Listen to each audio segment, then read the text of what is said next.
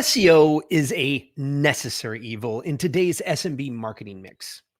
Those who ignore it are likely to be left in the dust by their competition. With that said, SEO is also a very complex marketing tactic with an enormous amount of moving parts. So the question becomes less about if you should do SEO and more about how you should approach it. And to help me dive into this subject is my friend Damon Burton. Nearly 20 years ago, Damon beat a $1 billion company by outranking their website on Google. Since then, he's authored a best-selling SEO book and built an international search engine marketing company that's worked with Tony Robbins, Russell Brunson, NBA teams, Inc. 5000 companies, and Shark Tank featured businesses. Let's dive in. Welcome to the Buzzworthy Marketing Show. Welcome to the show, Damon. How you doing today? What's up, Buzz? Good to see you again. Excited to see all the cool stuff you've been up to and looking forward to chatting. Awesome. So both of us have been doing some traveling. You're about to go where I just came back from, so I'm really excited for you. So today we're talking about SEO. And you, as the SEO nation and the SEO guru for guys like Tony Robbins and whatnot, as we said in the intro, when we were just for the listeners know, we met in a mastermind of marketing firms specifically, and we connected because we both love SEO and been in the business for quite a long time. And so I wanted to bring you on the show and talk about mindset around SEO, because I think it's pretty well understood that it's not a matter if you're going to do SEO, it's that when you're going to do SEO, if you really want to leverage visibility for your company, right? But I think that there's a lot of confusion on how to approach SEO. Should we do SEO on our own? Can we do SEO on our own? Maybe we should just start there. If a small business, let's say it is a B2B service-based business, so a CPA firm, right? And they're like, hey, we want to be seen for people who are looking for our services on Google, right? Yeah. And they're like, okay, SEO obviously is the answer, but should they be looking at ways that they implemented themselves? Is that the best way to look at it? Or should they be looking at maybe bringing in a firm, and how should they do that? Yeah, it's a good question. I think the topic of expectations is probably the most important thing to address when you start shopping around SEO. And it's actually the first thing that I point out when we chat with leads and things like that. And we'll kind of walk through why. And so it's a great question. Like if you have your own business, or if you're a decision maker in a business, it is nearly logistically and financially impossible to do SEO good for cheaper than hiring an agency. So, maybe if you're like a solopreneur and you also have availability of time to do some of the stuff, then that's the maybe area. But as soon as you end up having like a team and you're already juggling multiple hats, here's why it's nearly impossible, because the high level, everybody knows there's a ton that goes into SEO, but you can kind of simplify it to, you have to have a technical person that's always touching technical things. You have to have a content person that's always researching who your avatar is, what their pain points are, and writing about that stuff. And we could probably go even deeper on content later, but one of the biggest problems is people write for the sake of writing instead of actually writing to solve problems. So you can write, but it doesn't mean it's going to move the needle. So writing is a whole thing. And then there's the whole, like, do you do backlinks? Do you do external credibility? Do you think things like that? So if you look at just the technical stuff, like an average account, depending on how big your website is, that's weeks of a full-time person. Right. So if you already have your day-to-day stuff, where are you also going to find an extra 8 hours a day to work on for the next couple of weeks? And then that's just to start. Then after that, it's a reoccurring content machine. So then who's perpetually going to be always the thought leader and bridging the gap between your customers' pain points and the products and services you offer that solve those problems for them? I love that. Yeah. And I think that like one of the things you said was, like just writing. Like, oh, I've got all this content. And I think that a lot of people don't realize, I just had a client today ask, he's like, how do I know what keywords people are actually typing in to the Google to find my services. Mm-hmm. Right. And as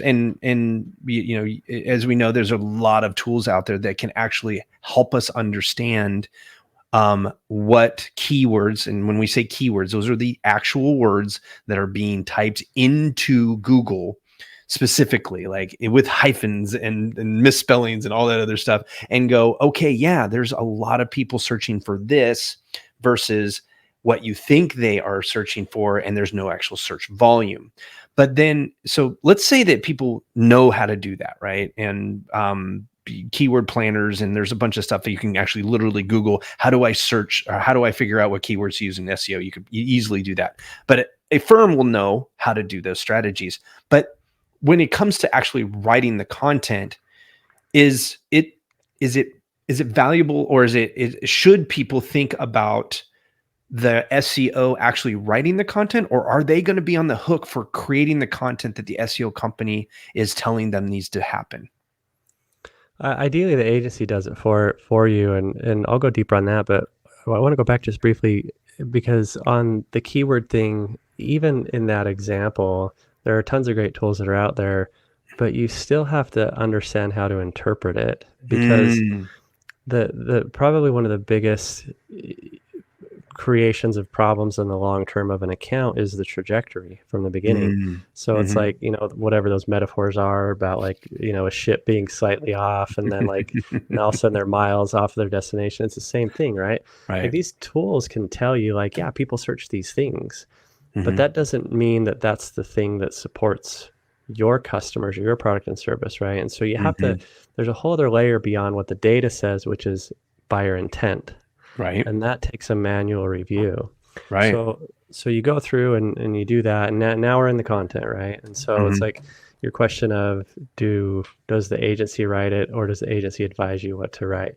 I will tell you that I laugh, because over the evolution, so I've had my agency for 17 years. Right. And in the infancy, when we were more of a budget provider, it was like, okay, how do we make this as hands-off for the customer? Or actually, it was the other way around. It was like, the customer is the expert, right? They're the ones that sell the product and service. So how do we leverage their wisdom? But what did we just talk about? Everybody's already busy. So I've gone through 3 evolutions of this question. So in the infancy, it was like, the customer's the expert, and if they write it, which means I don't, it'll save them money, and it'll be better because it came from the expert. Right. It never happens. Exactly. So you might tell yourself, oh, I can write. And what's going to happen is you might write one piece of content before you hate it, or never do it again, or say you're going to do it, and you never find the time. So then the next evolution was, well, why don't we ask the customer, again, you're the expert, tell us the cool stuff, and then we'll go research it, and then we'll write it for you. Well, it's the same fundamental problem. You're tasking them with something to do when they don't have time. Right. So ultimately, the agency, to do it consistently at scale, has to do it all. Now, that doesn't mean that the client isn't involved, right? And so usually there's an onboarding call, and you align with the avatar and figure out who the ideal buyer is. The agency goes, okay, let's go find all the money. They do the research, and then they bring it to the client, because you want the client involved, or you as the client want to be involved, and you want to make sure everybody's on the same page. And so then the agency does the heavy lifting, but you now know which direction the campaign's moving in. Then they take the keyword research, and then they bridge the gap between buyer intent, and they go, okay, let's go find out the things that the ideal buyer is already asking search engines. So that's the intent thing. Are you writing for the sake of writing, or are you writing to attract a buyer? Right. So then you map that out. So then now everybody's on the same page. Yay, we know where the money is. Yay, we know the topics we're going to write about. Now the agency can write about it. And usually the next question that follows after that is, well, how do I trust somebody to write about my very special thing? Nobody knows. Nobody knows about this as well as I do, which my personal approach, my bespoke outlook on what I do. Yes, I am the expert. Or even on an extreme And, because of industry that may have liabilities or technicalities, like a Mm-hmm. doctor or an attorney, right? And Mm-hmm. so it makes sense why you had to have that question. But there's a big difference between writing based on knowledge and writing based on an intent to attract a buyer. Right. So a great example would be like, I would bore to death my SEO audience if I talked about all the knowledge things that go behind SEO. Right. So a doctor doesn't need to get on there and talk about how they use the scalpel and do all the incisions and all this. Like, they don't care. Right. And so you do know infinitely more than the agency in a certain scope, but you also don't know what the customer needs, that the data is revealed in the tools that the agency has. Right. You also don't understand marketing and the buyer intent. And so there's different approaches to how you present the content. And ideally, you're very intentional with the content to solve a problem to attract a buyer, and you're not just writing for the sake of writing. I love it. And I think that the biggest thing is about intent. Like, there's 4 main intents of a search, right? And I think that's important for the listener to understand that. I mean, I akin the 4 intents almost like a sales funnel, right? And if you're not familiar with the sales funnels, it's the top is where people have they might be either pain aware, but they're not solution aware, and they're just kind of in the information. And so when we look at the 4 intents, we have information, we have navigation, commercial, and transactional. And if you take that, you can actually literally go down the sales funnel of informational research, right? Down to shopping interest, understand your problem aware, into transactional, like I looking for somebody to buy, right? Type, and then navigational. I know who I'm looking to buy. I'm actually trying to get a hold of that person or arrive at their location, right? And when we're talking about the content, what Damon's talking about is literally understanding the client value journey and understanding, like, why are they specifically putting in certain keywords that dictates where they're at in their buying journey. And everybody has a buying journey. Like, and some people have to do a lot of research, and other people are like, I got a pain, I just need a solution. And you have to meet them at each of those places so that you can attract those people into your funnel. So when we talked about earlier, you were talking about the ongoing creation of content. Are you talking about going back to the content you created, say maybe a year ago, and refreshing it or making it better or building upon it? Or are you talking about literally creating new content consistently? New content consistently. Yeah. I mean, there's a lot of, there's value in stability in a website. Mm-hmm. So there's value in having your historical content, as long as it's still relevant, staying as the authority that it is. And so a lot of times SEOs will go in and touch everything, right? And they'll try to fix what isn't broken. There are some circumstances where maybe you have like a top 10 list of 2024, and so then next year it makes sense to make 2025. But generally speaking, like, if your content solves the problem, it solves the problem. Like, you can't solve it more, and so why touch it more?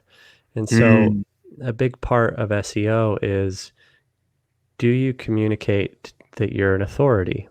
And so what we're looking at is the overall credibility of the website. And so it's not just one single optimized piece of content.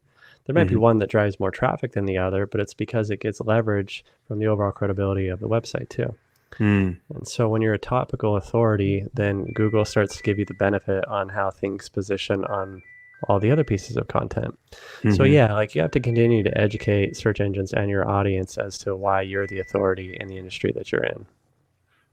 Gotcha. And so I always hear, like, well, there's only so much I can write about, or anybody could write about my industry.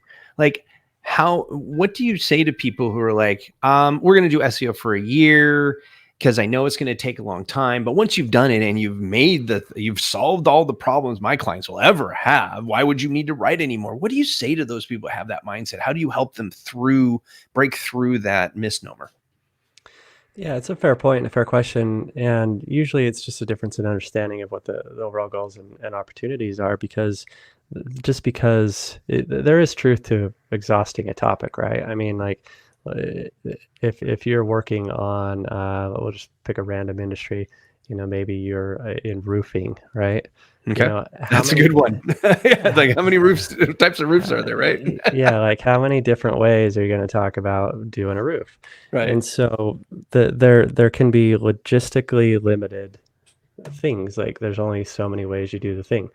And Hmm. so what your opportunity is that there's a couple opportunities in ongoing content. One is that your competition doesn't stop, right? And so Hmm. you have a shelf life to the credibility of the content you put out there. And Hmm. so what's nice about SEO is it's not like a switch flips like paid ads. Like if you turn off paid ads, you just turn off paid ads and your lead flow is done. Hmm. With SEO, you could walk away from it, and it'll probably take at least several weeks, if not several months, before you started to notice a significant decrease in some sort of visibility on some of the targets. Hmm. But the longer that gap is and not continuing to educate and express your authority, then the more opportunity you give the competition to catch up and close the gap, the head start that you have on them. And so it's not that your site lost credibility, it's that the other guys caught up. Right. And so that's part of it. Now, the other thing you can do is like there might be one way to talk about a roof, Hmm. but if you do SEO properly in the onboarding, what you look for is the quickest path to monetization. Hmm. And so if your quickest path to, let's say you're a roofing company, well, you probably also offer soffit and fascia. But Hmm. let's say roofing's where the money is at, then you shouldn't dilute your efforts Hmm. across, the main money maker Hmm. by giving equal efforts towards the smaller money makers. So in the Hmm. beginning, you should probably focus on roofing and get a monopoly on that. And Hmm. so what's nice is now that you have credibility, now you're number one for roofing, and Google says Buzz's website is the go-to site for all things comparable to roofing. Well, soffit and fascia is not too far off from a Hmm. roofing service. So let's give Buzz the benefit of the doubt, because now he's talking about that stuff. And Right. people tend to like that. They tend to check out. They tend to stay long on his website. They tend to fill out a form. They tend to convert. The more of those signals that you send Google, look, analytics isn't because Google likes you, they want your data. Hmm. So when they look at the data and they go, people stay on your website longer, they fill out the forms, that's a Hmm. better answer. And if that's a better answer, that makes us, Google, look better. So Right. let's show that better answer to more people. Hmm. And so it creates an opportunity to set yourself up to expand your targets. So Hmm. sure, you may exhaust all the things you can say about roofing. Hmm. There are ways you can, you know, go on tangents across it. Maybe they're less technical things about roofing and they're more about safety and security and protecting your family. There's different pathways you can diversify your topics. Hmm. But now you don't need to talk about it weekly. Maybe you just touch roofing once a month. Now the other 3 weeks you're talking about soffit and fascia. Hmm. And Hmm. so you can expand your monopoly in which you rank on Google. I love it. So the last thing I want to talk about is AI, because now we have Gemini out there and all these other tools that basically we have AI as one of the results on a search engine result page, right? And it's up there Mhm. really, really high. How are people gaming? How can people game the system or approach getting the AI to pay attention to them? Because those are literally just the AI going, hey, I found this piece of information I think is really relevant to the question you asked the search engine. If I'm right on that, right? Yeah, AI is just another search engine. Right. And in fact, it's probably um, even more dependent on search engines because where do you think it got the data, right? And so if you think about the fundamentals of search, which are the three we talked about, which are your site structure, your site's content, your site's credibility, Mm-hmm. AI is generally using the same things. Mm-hmm. And so it might weigh them a little bit differently. It might pull from Mm-hmm. sources a little bit differently. But at the end of Mm-hmm. the day, it has the same variables to leverage. Right. So depending on which AI tool you're using, Mm-hmm. ChatGPT, at least in its current instance, is largely retroactive to data. And Mm-hmm. so it has to go, what's already out there that I can Mm-hmm. connect the dots from? Mm-hmm. And AI tools from search engines, like Google's AI, has the benefit of leveraging Google's more fast real-time sets of data. Right. And there was a great article I read the other day. I don't remember who or where, but the takeaway was they were comparing 3 different AI tools. One of them was ChatGPT, one was Google, and one was some outlier.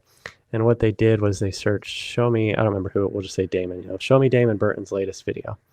And ChatGPT found a video, but it was wrong.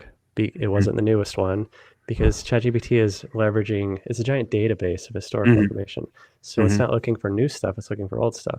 So it found a video, but the wrong one. The outlier couldn't find any video at all, and Google found the right one. Right. So AI, I think, is largely, at least as of now, not so much a wave of change in the way search engines operate. It's a change in the user experience and how the information is displayed.